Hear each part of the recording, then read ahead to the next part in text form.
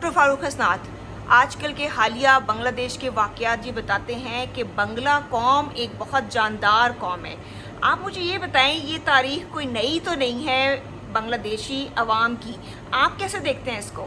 دیکھیے، صرف انہوں نے مظاہرے نہیں کیے، انہوں نے ایک حکومت جو 15 سال سے وہاں پہ تھی اس کا بھی تختہ الٹا.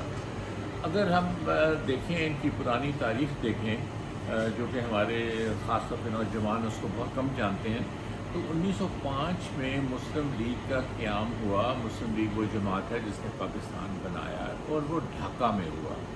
کیونکہ جماعتیں وہیں سے بنتی ہیں جہاں پہ ان کی کوئی بنیاد ہو اور ان کی سپورٹ ہو. اس کا مطلب ہے کہ مسلم لیگ کو سب سے پہلے بنگال میں سپورٹ ملی. آگے چلیے، 1937 میں جب صوبائی انتخابات ہوئے تو اس میں صرف بنگال میں مسلم لیگ جماعت جیتی، باقی تمام صوبوں میں مسلم لیگ ہار گئی تھی. تو اس سے آپ اندازہ لگائیں کہ وہاں پہ مسلم لیگ کی جڑیں کتنی مضبوط تھیں. تو آپ یہ کہنا چاہ رہے ہیں کہ مسلم لیگ کی جو جڑیں ہیں باقاعدہ بنگلہ قوم سے نکلتی ہیں، اور بعد میں جب 1947 کی انڈیپینڈنس موومنٹ چلتی ہے اس میں بنگلہ قوم کا ایک بہت اہم کردار تھا. 1947 میں بھی آیا تھا نا، وہ ہاں. بھی آیا تھا بیچ میں. 1947 میں جب پاکستان بنا اور 1946 کے انتخابات ہوئے جن کی وجہ سے پاکستان بنا، جی وہاں پہ بھی مسلم لیگ نے سویپ کیا تھا بنگال کی، ٹھیک ہے. اور ساری سیٹیں جیتی تھیں. لیکن جب پاکستان بنا، پھر فاسٹ فارورڈ ایک اور کہانی ہے. 1971 میں مجیب الرحمان کی جماعت جب انتخابات جیتی تو اس کو اقتدار نہیں دیا گیا، اس کو غدار کہا گیا، اس کو ملک دشمن کہا گیا، اور اسمبلی کا اجلاس نہیں بلایا. یہاں پہ بھی بات نہیں ختم ہوتی. اگر یہاں پہ بھی بات ختم ہو جاتی اور ان پہ ظلم نہ کیا جاتا تو وہ پاکستان سے علیحدہ نہ ہوتے.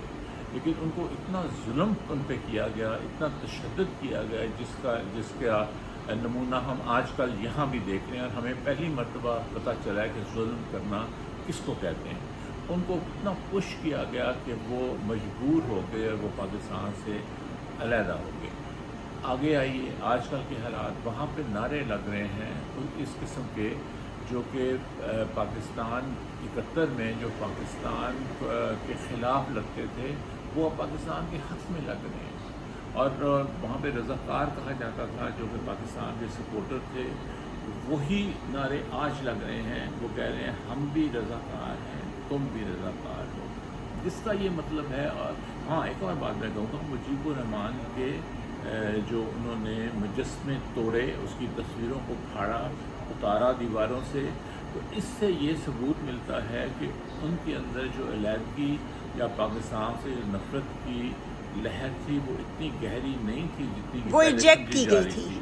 وہ مجبور کی جا رہی تھی، ایجیکٹ کی مجبور گئی جا تھی. رہی. ہاں. اب آپ مجھے بتائیے نا کہ یہاں پہ بھی ہمارا کیا دل کرتا تو ہے. اس کا مطلب یہ ہے کہ مجیب الرحمان ان کے قومی لیڈر نہیں تھے؟ آج کل کے واقعات تو یہی بتا رہے قومی ہیں. لیڈر دیکھیں، قومی لیڈر کو آپ جب اقتدار نہیں دیتے اور ایک موومنٹ چلتی ہے، جذبات جو ہیں وہ خاص رخ میں چلتے ہیں، ہجوم جو ہوتا ہے اس میں کوئی ڈسپلن نہیں ہوتا. خاص طور پہ جو کسی طرف گائیڈ چلا جاتا ہے. لائن کے بغیر ہوتا ہے، لیڈر کے بغیر ہوتا ہے. لیڈر کے ساتھ بھی وہ لیڈر کو بھی مجبور کر دیتا ہے خاص صف میں چلنے. تو آپ کسی پہ آپ ظلم کریں اور کرتے چلے جائیں اور اس کا کوئی حد ہی نہ ہو تو وہ ان کے پاس کیا آپشن ہے. اچھا، ہمارے دیکھنے والوں کو دوبارہ آپ یہ بتائیں، جو اب وہ نعرہ لگا رہے ہیں تم بھی غدار اور ہم بھی غدار، اس کا مطلب کیا ہے؟ غدار نہیں، وہ لینگویج کوئی اور ہے. بنگالی میں زے نہیں بول سکتے، وہ رجاکار کہتے ہیں. وہاں پہ نعرہ لگتا تھا جب 71 میں کہ رضاکار ان کو کہا جاتا تھا. رضاکار کا جو رضاکار ہے نا، اس کا مطلب ہے آپ کسی کے بہاف پہ وہ کام کر رہے ہیں. تو وہ کہتے تھے ان لوگوں کو جو پرو پاکستان تھے کہ تم پاکستان کے ایجنٹ ہو.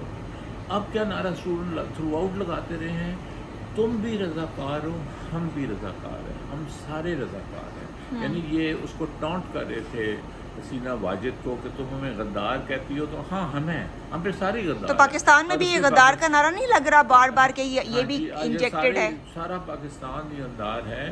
اور جو آپ کی اکثریتی پارٹی ہے، جو واحد جماعت ہے، جو وفاقی جماعت بھی ہے سارے صوبوں میں، وہ بھی غدار، سارے ہی غدار ہیں سوائے چند لوگوں کے. تو یہ اس قسم کی باتیں جو ہیں یہ نہیں مناسب ہوتی ہیں اور نہ ہی تاریخ ان کو ایکسیپٹ کرتی.